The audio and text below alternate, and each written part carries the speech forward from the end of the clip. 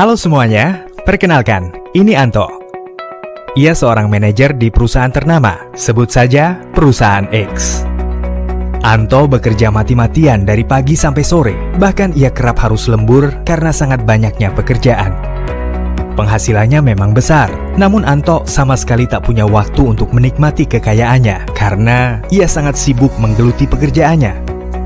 Anto cenderung membelanjakan uangnya untuk hal-hal yang berbau konsumtif. Ia membeli mobil sport, membeli perhiasan, jam tangan, dan lain-lain.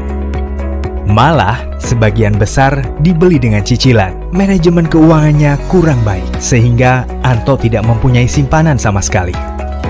Sampai akhirnya di satu titik, Anto tiba-tiba jatuh sakit. Ini karena ia terus-menerus bekerja tanpa memikirkan kesehatannya. Cicilan dan kebutuhannya tetap berjalan, sementara pemasukannya terhenti.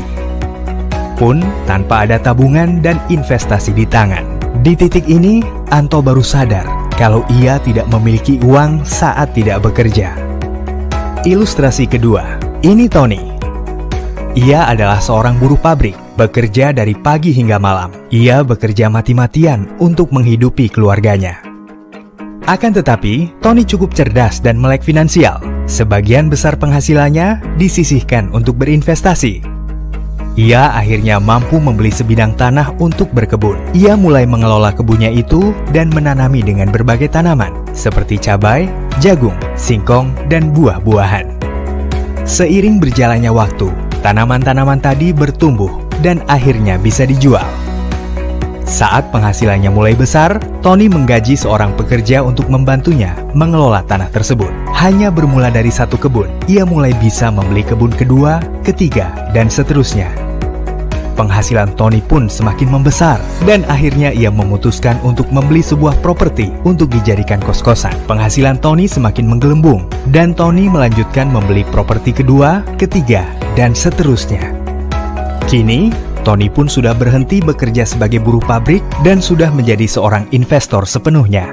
Waktunya bebas dinikmati bersama keluarga tercinta. Penghasilannya pun semakin bertambah seiring berjalannya waktu. Hingga akhirnya, investasi itu pun bisa diturunkan untuk anak cucunya nanti.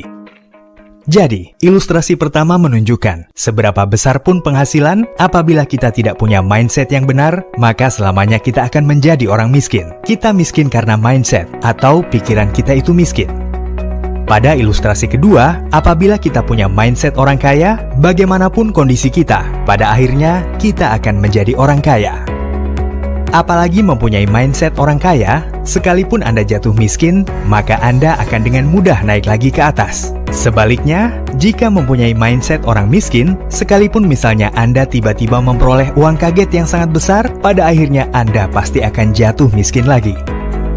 Jadilah orang kaya yang punya mindset orang kaya. Lahir miskin itu bukan salah kita, akan tetapi mati miskin itu jelas kesalahan kita. Patahkan mindset miskin Anda, mulai miliki mindset baru, sehingga Anda bisa membuat garis kehidupan yang lebih baik. Tidak hanya untuk Anda, tetapi juga untuk keluarga dan keturunan Anda nanti.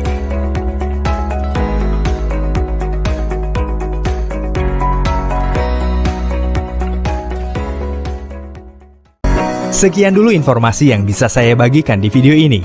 Jika Anda ingin mengetahui lebih detail atau ingin segera bergabung, silakan menghubungi orang yang memberikan video ini kepada Anda. Warren Buffett, bapak pasar modal tingkat dunia, pernah berkata, apabila kita tidak menemukan cara untuk menghasilkan uang saat kita sedang tidur, maka kita akan terus bekerja sampai kita mati nanti. Semoga kata-kata ini bisa menjadi bahan refleksi untuk kita bersama ya. Saya ucapkan terima kasih karena telah menonton video ini sampai habis. Salam investor dan salam profit konsisten. Go Freedom!